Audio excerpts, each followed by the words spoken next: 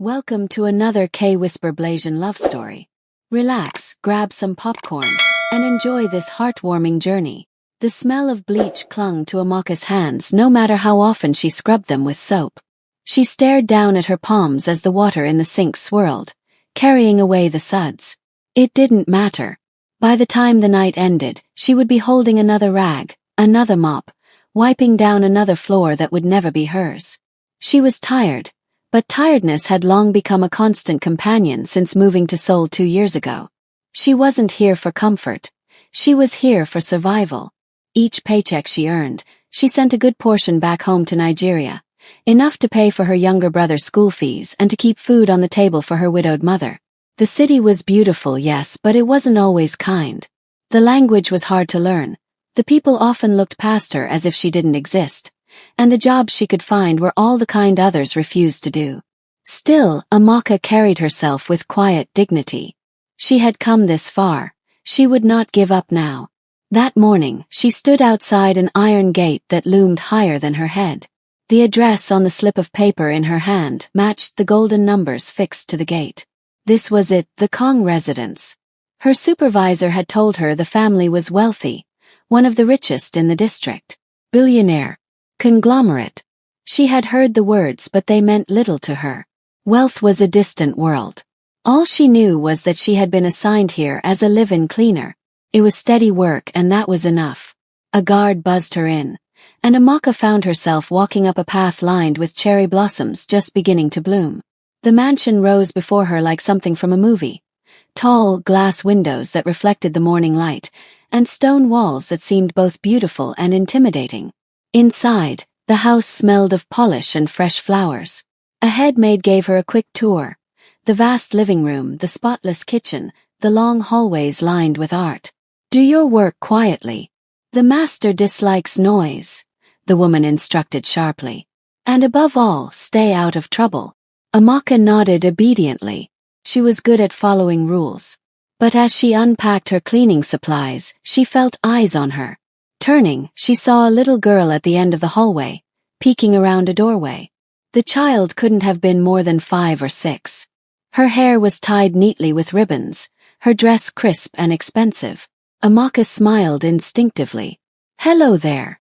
The girl blinked, as though startled to be spoken to.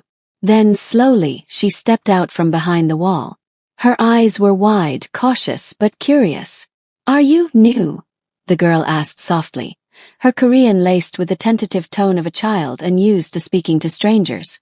"Yes," Amaka replied gently, switching to the little Korean she knew. Her accent was heavy, but her warmth carried through. "My name is Amaka. What's your name?" The girl hesitated before answering. "Kong Hannah." Such a pretty name, Amaka thought. "Nice to meet you, Hannah," she said, her smile widening. The girl studied her for another moment, then gave the faintest of smiles before darting back into the room she had come from. Amaka chuckled quietly to herself and returned to her work. She didn't know it yet, but that small exchange would be the first of many, and the beginning of a bond that would change everything. That evening, she finally caught sight of Hannah's father. Kong Ji-hoon walked into the foyer with a kind of commanding presence that made the air feel heavier. Tall, broad-shouldered, dressed in a tailored suit, he carried himself with effortless authority. His face was striking but unreadable, the expression of a man who had forgotten how to smile. "Appa!" Hannah's little voice rang out as she ran to greet him. Ji-hoon's stern expression softened only slightly as he bent down to pat his daughter's head. "Did you behave today?" "Yes," she said, nodding quickly. Her gaze flicked to Amaka, who stood quietly in the corner with her mop.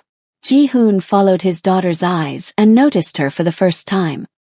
His gaze was sharp, assessing, the kind that made Amaka straighten unconsciously. She lowered her head politely.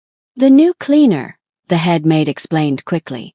Ji-hoon gave a curt nod, his attention already shifting back to Hannah. With one arm, he scooped his daughter up and carried her inside. Amaka exhaled slowly, only then realizing she had been holding her breath. She had met many employers before, some kind, some indifferent, some harsh. She wasn't sure yet which kind Kong Ji-hoon would be. But as she returned to her work, the sound of Hannah's laughter echoing faintly down the hall. Amaka felt something stir in her chest. This house might be cold, but maybe, just maybe, it wouldn't always feel that way. The Kong residence was silent in a way that didn't feel peaceful. It was the kind of silence that pressed on the ears, thick and heavy, like a reminder that the house was far too big for the people who lived in it. Amaka had worked in many homes before. Small apartments filled with noise, laughter, even arguments. But this mansion, for all its polished beauty, felt lonely. The walls gleamed, the chandeliers sparkled, and every corner smelled of expensive fragrances. Yet, beneath it all, there was an emptiness she couldn't ignore. Her days began early. By 6 in the morning, she was already scrubbing floors that didn't look dirty, polishing silver that was already shining. The head maid, Mrs. Choi, ran the household like a military base. Every task was timed, every corner inspected. "Do not linger in the master's study," Mrs. Choi warned one afternoon as Amaka carried a tray of cleaning cloths. "And do not attempt to speak to him unless spoken to. He values order and discipline above all." Amaka nodded obediently. She had no intention of crossing any lines. Work was work. But even as she cleaned, she couldn't help noticing things about Kang Ji-hoon. Every morning, he left the house at precisely 7:30. His shoes clicking against the marble floors, his phone already pressed to his ear. Every evening, he returned close to 9, his tie loosened, his expression carved in stone. He was efficient, controlled, the kind of man whose presence demanded respect without words. Yet, there was always a shadow in his eyes, a heaviness that no wealth could erase. And then there was Hannah. The little girl was often left in the care of tutors and nannies, but she drifted toward Amaka whenever she could. Sometimes, she would sit quietly at the edge of the room while Amaka dusted the shelves. Other times, she would follow her from hallway to hallway, small footsteps echoing in the vast emptiness. "Don't you have toys to play with?" Amaka asked gently one afternoon, glancing down at Hannah who was clutching a picture book. "I do," Hannah said softly, "but it's more fun here." Amaka's chest ached at the innocence of the reply. The girl wasn't looking for toys. She was looking for company. Little by little, Hannah began to open up. She would ask Amaka questions in her tiny voice, where she was from, why her skin was darker than the others, if she missed her family. Amaka answered honestly, weaving her words carefully in broken Korean and simple English. "I am from Nigeria," she explained one evening as they sat in the kitchen, Amaka peeling apples while Hannah swung her legs from the counter stool. "It is far away. Hot sun, many people, loud streets. My family is still there." Hannah's eyes widened. "Do you miss them?" "Every day," Amaka admitted, her voice soft. "But I work hard so they can live well." The child went quiet for a moment, nibbling on a slice of apple Amaka had handed her. Then, almost shyly, she whispered, "I miss my mama too." Amaka's hands froze. She didn't ask, but she knew. The emptiness in this house wasn't just silence, it was absence. That night, Amaka found herself thinking about Hannah long after she had gone to her small servant's room. She thought of the little girl's lonely eyes, the way she followed her around, the unspoken need in her voice when she said the word mama. It was no wonder then, that when Ji-hoon came home late one evening, Amaka noticed the way Hannah brightened at the sound of the front door opening. "Appa!" Hannah ran across the room, her little arms reaching for him. Ji-hoon bent down, scooping her up in his arms. "Were you good today?" "Yes," Hannah answered, but her smile was quick to fade when Ji-hoon set her down and immediately reached for his briefcase. He was tired, and his mind was already on the next business call.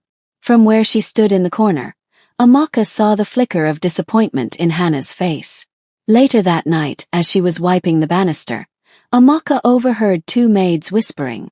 "The master has never remarried," one said in a hushed voice. "He still carries the weight of his wife's death." "It's been years," the other replied. "But he doesn't let anyone close. Not family, not friends. He only has the company and the child." Amaka lowered her gaze, her heart stirring. She didn't know why it mattered to her, but something about this family, about the little girl who clung to her presence, about the man who locked his heart behind walls of steel, pulled at her. Perhaps it was fate. Or perhaps it was something far simpler. Two worlds, two lives, that were about to collide in ways none of them expected. The days turned into weeks, and slowly, the rhythm of life in the Kong household shifted. At least for Hannah. Started with small moments. Amaka would be dusting the shelves in the library, and Hannah would appear quietly, clutching her picture book. She wouldn't say anything at first, just sit cross-legged on the rug, watching. One afternoon, Hannah finally asked, "Can you read this to me?" Amaka hesitated, glancing at the polished shelves and the silent walls. This wasn't part of her duties. But when she looked at Hannah's hopeful eyes, something inside her softened. "I can try," she said, her Korean careful, halting. The storybook was simple, filled with animals and bright illustrations. Amaka stumbled over some of the words, her accent heavy, but Hannah giggled and corrected her gently. By the time they finished, the little girl was leaning comfortably against her arm, the kind of closeness that needed no permission. From then on, the bond only deepened. In the kitchen, Amaka began sneaking Hannah little treats. A slice of apple, a spoonful of honey stirred into warm milk. Hannah's laughter returned, a sound so pure that even the other maids found themselves pausing to listen. "Miss Hannah seems happier these days," one whispered to another as Amaka passed by. "She follows that cleaner everywhere," the other replied with a hint of disapproval. But Amaka didn't mind. She wasn't trying to replace anyone. She was simply giving what came naturally. Kindness, warmth, and attention.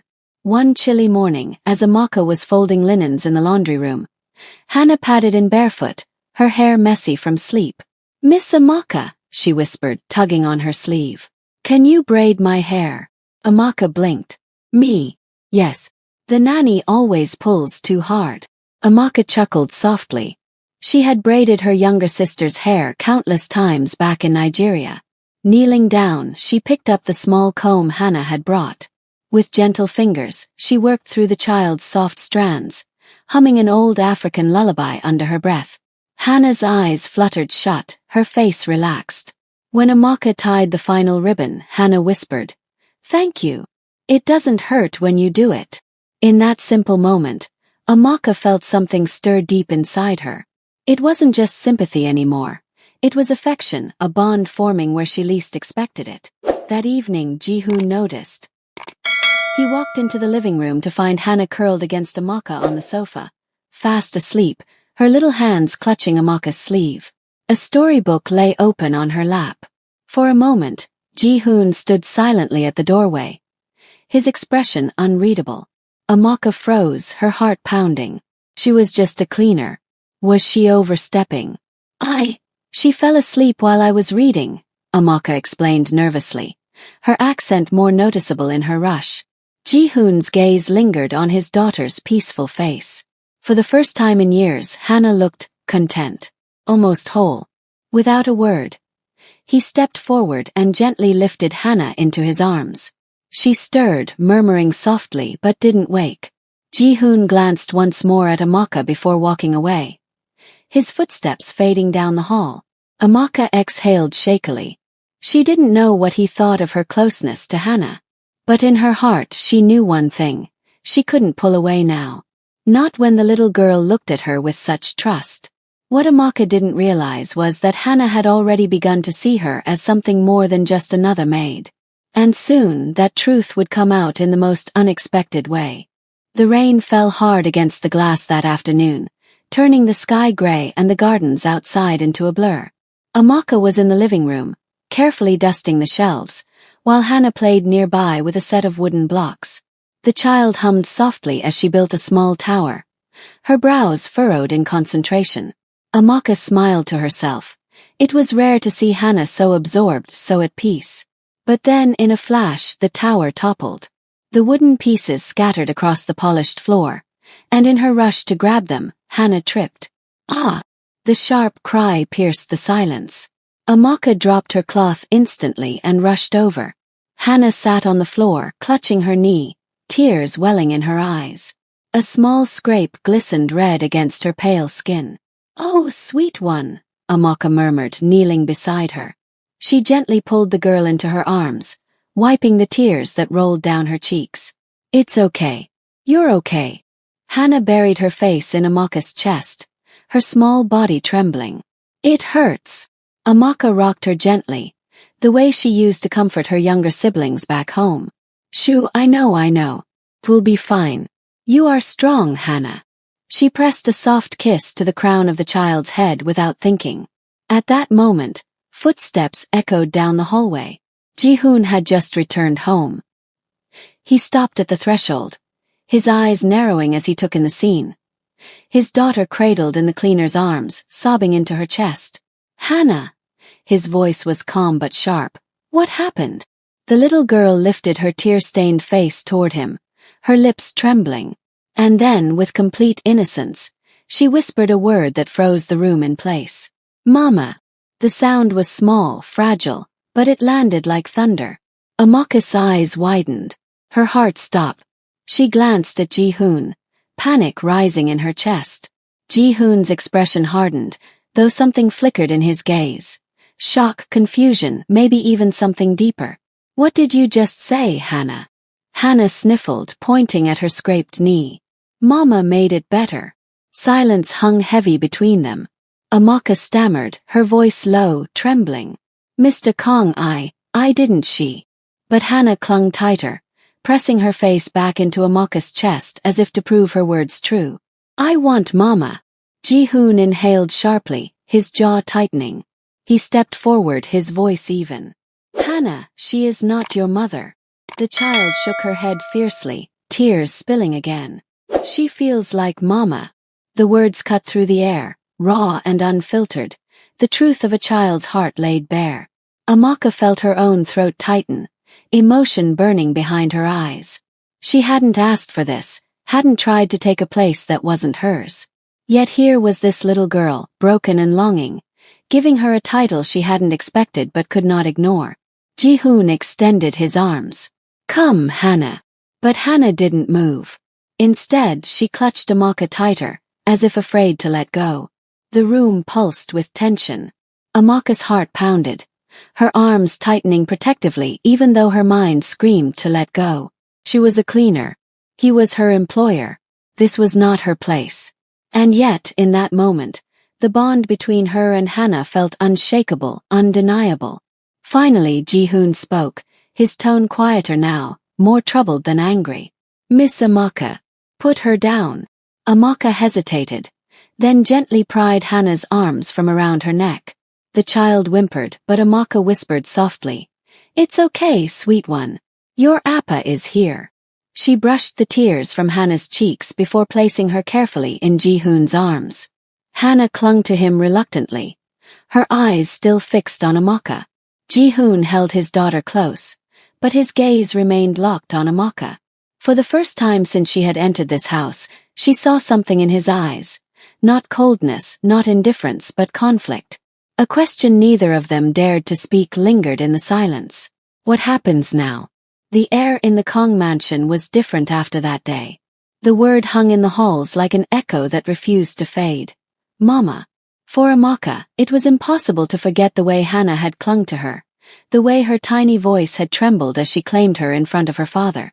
She had not meant for it to happen, yet the moment replayed in her mind again and again, stirring emotions she didn't dare name. Ji-hoon had not raised his voice, but the stiffness in his posture, the sharpness in his gaze. It had been enough. Since then, his presence carried a colder edge whenever Amaka was in the room. That evening he called her to the study. The air was heavy with the scent of leather and books, and Ji-hoon sat behind his desk like a man carved from stone. Miss Amaka, he began, his tone measured. You have been good to Hannah. Can see that. But... His voice trailed for a moment, as though weighing his words carefully. Do not encourage her to call you that word again. Amaka lowered her gaze, her hands twisting nervously in front of her. Sir, I swear I did not tell her to. I know, Ji-hoon cut in quickly, his voice sharper than before. I know children act from their hearts. But Hannah, she is fragile. She has already lost enough. I cannot let her confuse herself more. The words struck Amaka like a quiet blow. She nodded, her throat tight. Yes, sir. I understand. But when she left the study, her chest ached. Because she did understand Hannah, and she knew the child wasn't confused. Hannah had spoken from need, from longing.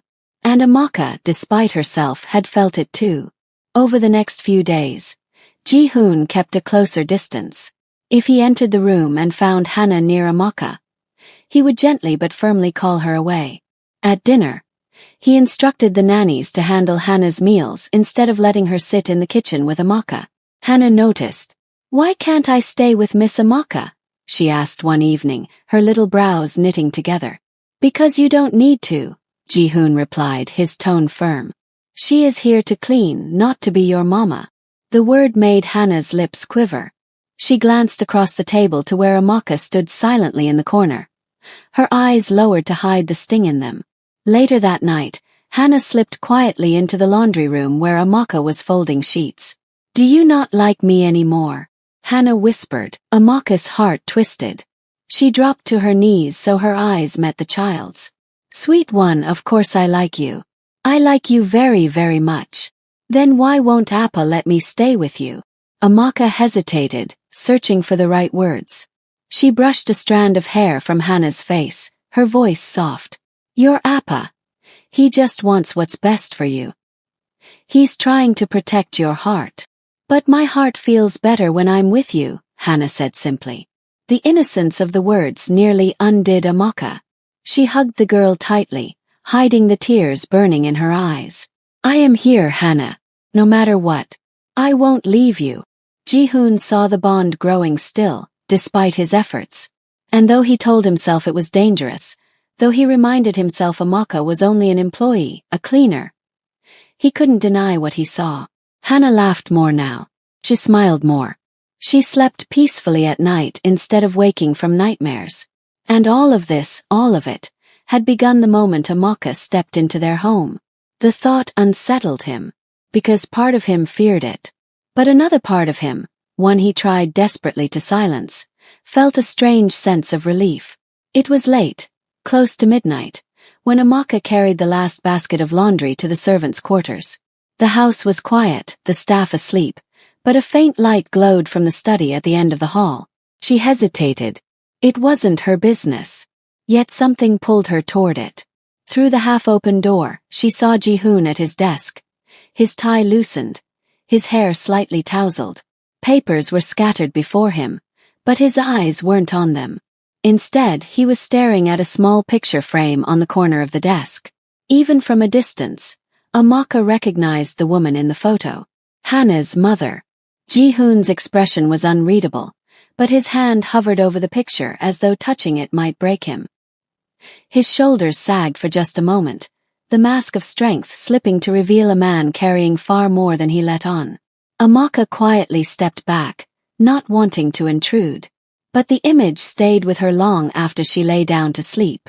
The following morning, Hannah had a fever. The nanny fussed nervously, unsure what to do. But Amaka didn't hesitate. She sat by the child's bed, pressing a cool cloth to her forehead, humming softly. Hannah clung to her hand even in half-sleep, her breathing uneven.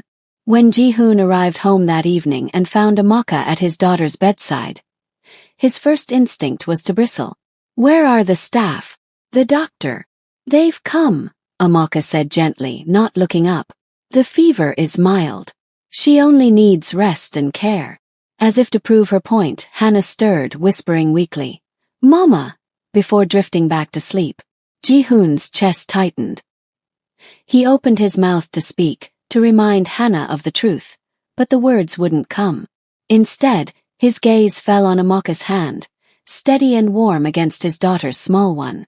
There was a calmness about her, a quiet strength that reached into the chaos he lived with daily. For the first time, he found himself wondering what it would be like if this woman, this stranger who had stepped into their lives, wasn't just a cleaner in his house. In the days that followed, Ji-hoon began to notice things he had ignored before. He noticed the way Amaka's laughter, rare but genuine, filled a room more warmly than any expensive chandelier. He noticed how she bent down to Hannah's level when she spoke, giving the child her full attention, something he himself often failed to do. He noticed how her accent wrapped around Korean words with softness, how her voice carried both gentleness and strength. One evening, he returned earlier than usual.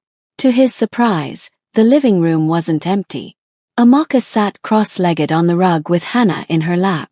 The little girl giggled as Amaka taught her a simple clapping game, singing an African lullaby under her breath. The rhythm was unfamiliar, the words foreign, yet Ji-hoon found himself leaning against the doorway, listening.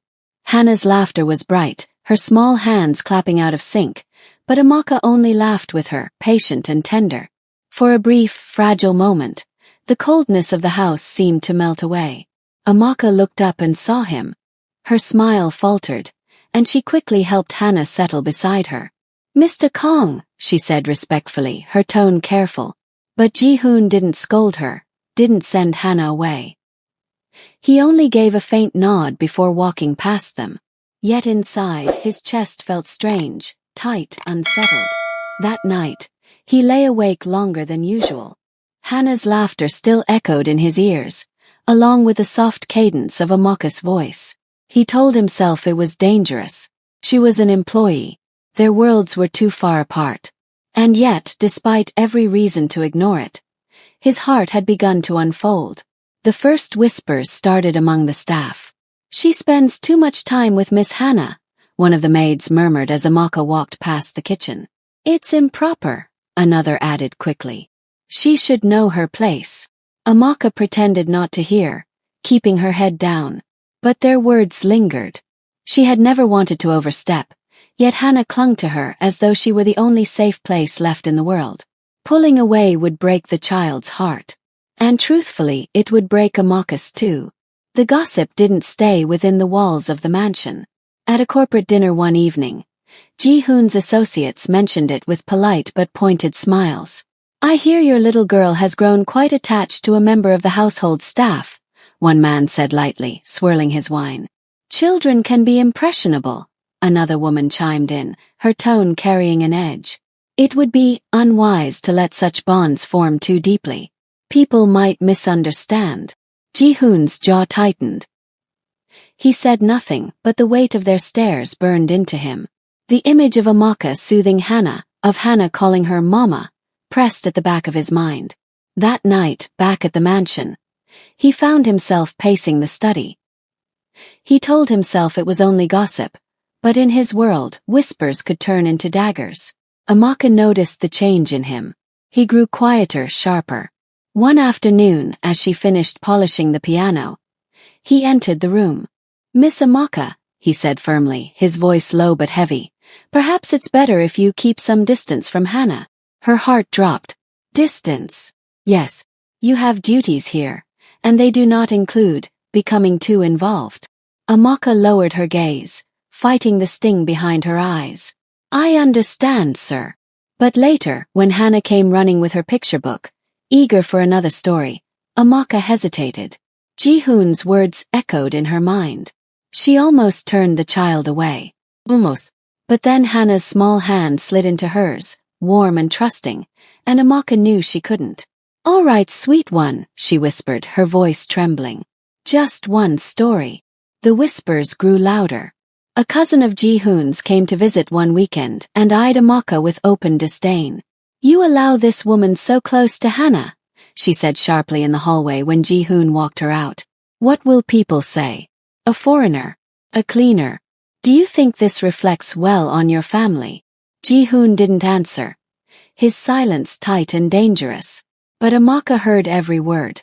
That night, lying awake in her small room, she thought about her place in the world, about her family back in Nigeria who depended on her, about Hannah's arms clinging around her neck. Her heart pulled in two directions, between duty and love, between leaving and staying. One evening, Hannah sat beside her on the rug, coloring a picture with crayons. "Miss Amaka." "Yes, Hannah. Will you always be here?" Amaka froze. She swallowed the lump rising in her throat and forced a smile. "I'll be here as long as I can, sweet one." Hannah frowned. "That sounds like... maybe not always." The innocence in her voice broke something inside Amaka. She reached out, brushing the child's cheek tenderly. Even if I'm far away, Hannah, I will always be with you here. She tapped lightly over the girl's heart. Hannah smiled, satisfied, but Amaka's own heart ached, because she wasn't sure how much longer she could stay. The whispers didn't just linger. They grew louder, pressing in on every corner of Amaka's life. She felt them in the sidelong glances of the staff, in the sharp comments from visiting relatives, in the way Ji-hoon's eyes lingered on her with unspoken conflict. One evening, she sat on the edge of her narrow bed, clutching her phone. Her mother's voice crackled through the line all the way from Nigeria.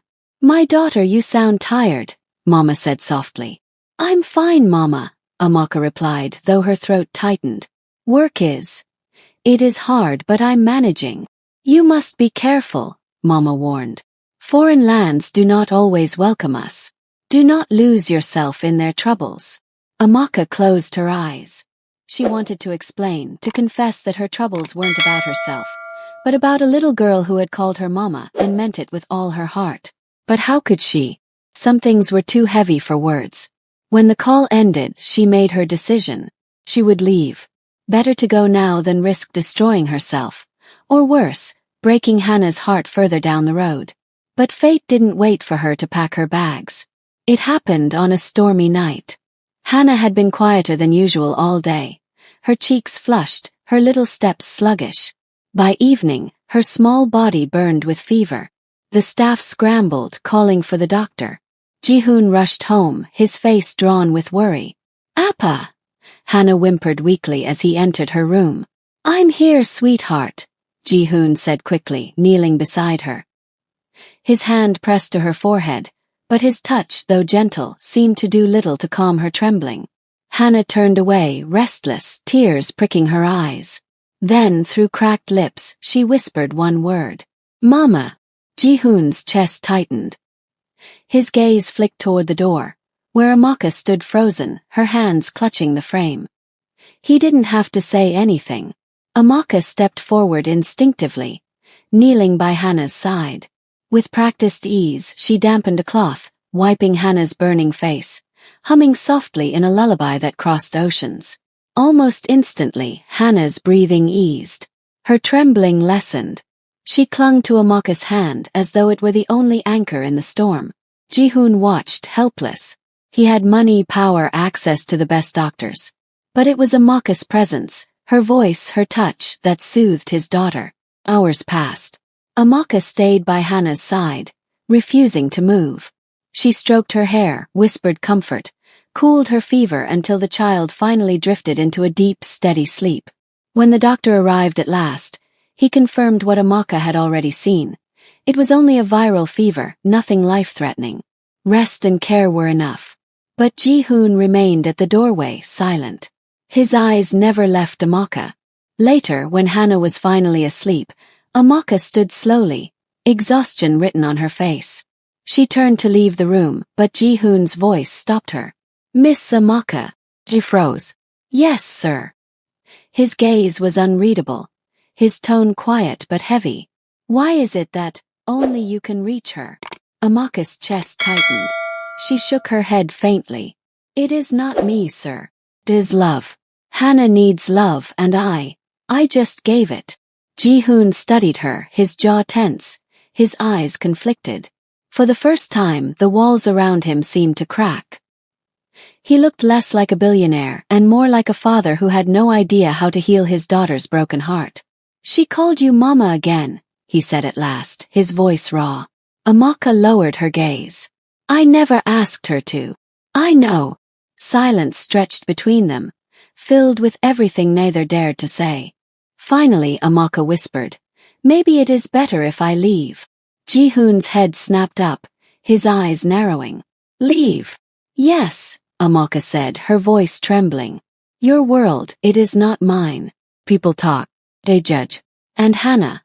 Her words broke, her chest aching. "If I stay, I will only make it harder for her." For a long moment, Ji-hoon didn't move. Then in a low voice he said, "If you leave, you will break her heart." Amaka swallowed hard, blinking back tears. And if I stay, I may break yours. Their eyes locked, his full of turmoil, hers full of pain. And in that fragile silence, the truth neither wanted to face became clear. This wasn't just about Hannah anymore. The house was quiet after Hannah's fever broke, but not the peaceful kind of quiet. It was the silence that follows a storm, where every heart waits for what comes next. Amaka went about her duties with practiced calm, but her decision was already made. She couldn't stay. The whispers, the stares, the weight of being too close. It was all too heavy. More than that, she feared what her presence might mean for Ji-hoon. He had a reputation, a company, a family name. A man like him did not belong with a woman like her. That evening, she folded her uniform neatly into a small bag. Her hands shook as she packed, each item a reminder of the home she had built without meaning to. She paused when she reached Hannah's little hair ribbons, tucked neatly on her dresser after she had braided them last. Her chest tightened painfully. A soft knock startled her. She turned, and found Ji-hoon standing in the doorway. "You're leaving," he said quietly. Not a question but a statement. Amaka lowered her gaze. "It is for the best." "For who?" His voice was sharp, though low enough not to wake Hannah. "For you. For me. For Hannah." Amaka's throat tightened. "She will forget me in time." "No," Ji-hoon said firmly, stepping closer. "She won't. She has already lost one mother. If you leave, you will take away the only warmth she's found since then." Amaka's eyes burned, but she forced herself to stay strong. "And what about you, sir? What about your family, your business? People already talk. You can't afford this." Ji-hoon's jaw clenched. "For years, I've done everything for appearances, for business, for family expectations. And what did it give me?" His voice wavered raw. "An empty house. A daughter who cries at night. A heart that hasn't known peace since my wife died." Amaka froze, stunned by the break in his carefully built armor. Ji-hoon's gaze softened, though his voice trembled. "But since you came..." Hannah laughs again. "She sleeps without nightmares. And me." He inhaled shakily. "I find myself breathing again." Her lips parted, but no words came. He stepped closer still, his eyes locking onto hers. "Don't you see, Amaka? It was never just about Hannah. You. I've fallen in love with you." The confession hung between them, raw and trembling. Amaka's heart pounded, disbelief and longing crashing together. "Sir," she whispered, her voice breaking. "This cannot be." "It already is," he cut in softly. "And I don't care what the world says. Care about Hannah. Care about you. That's enough." Tears spilled down Amaka's cheeks. All her fears, all her walls seemed to crumble. She shook her head weakly. "I'm afraid, Ji-hoon. Afraid I can't be what you need." He reached out, gently brushing a tear from her face. "You are exactly what we need." At that moment, a small voice interrupted. "Mama." They both turned. Hannah stood in the hallway, rubbing her sleepy eyes, her voice fragile. "Mama, don't go." Amaka's heart shattered. She dropped to her knees, opening her arms. Hannah rushed into them, clinging desperately. "Please don't leave me," the child sobbed. Amaka held her tight, rocking her as tears streamed freely. "I'm here, sweet one. I'm here." When she looked up, Ji-hoon was watching, his eyes glistening. For once, there was no conflict, no hesitation. Only certainty. In that moment, Amaka realized this was no longer just a house, no longer just a job. It was a family. Fragile, imperfect, but real. She wasn't replacing anyone. She was becoming someone new. Someone Hannah needed, someone Ji-hoon had chosen. And so, with Hannah clinging to her and Ji-hoon's steady gaze meeting hers, Amaka whispered the words that sealed everything. "I won't leave." 2 years later, the Kong mansion no longer felt like a palace of silence. The halls, once echoing with emptiness, now carried the sound of laughter, the patter of little feet, the warm hum of a household alive again. Amaka stood in the garden, watching Hannah chase butterflies across the lawn. Her braids bounced as she ran, her cheeks glowing with health and happiness. The once fragile little girl was now bold and bright, her laughter as free as the wind. "Careful, Hannah," Amaka called gently. "I'm fine, Mama," Hannah shouted back, grinning as she ran. The word no longer felt heavy with fear or secrecy. It was spoken openly now, with pride. Ji-hoon stepped out onto the terrace, his sleeves rolled up, his expression softer than Amaka had ever thought possible in the early days. He walked over, slipping an arm around her shoulders. "She's growing so fast," he murmured. Amaka leaned into him, smiling. "She is. And she's happy." Ji-hoon kissed the top of her head lightly. "Because of you." "Because of us," Amaka corrected gently, resting her hand over his. They stood in silence for a moment, watching their daughter, the word "our" finally feeling right, running across the grass. Life wasn't perfect. The world still whispered sometimes, still judged. But here, in this home they had built together, love was louder than the whispers, stronger than the doubts. Amaka thought back to the first day she entered this house as a stranger, just a cleaner. She could never have imagined that one day she would be standing here, not as a worker, not as an outsider, but as a mother, a partner, and a piece of the family's heart. Hannah turned suddenly, running back toward them with open arms. "Mama! Appa!" she cried joyfully, flinging herself into their embrace. Amaka and Ji-hoon caught her together, their laughter mingling as Hannah squeezed them both. And in that moment Amaka knew, despite everything, despite the road that had brought them here, this was exactly where she was meant to be. She was home. Thanks for watching this K-Whisper story. Don't forget to like, share, and subscribe for more Blasian love tales that touch the heart. See you in the next one.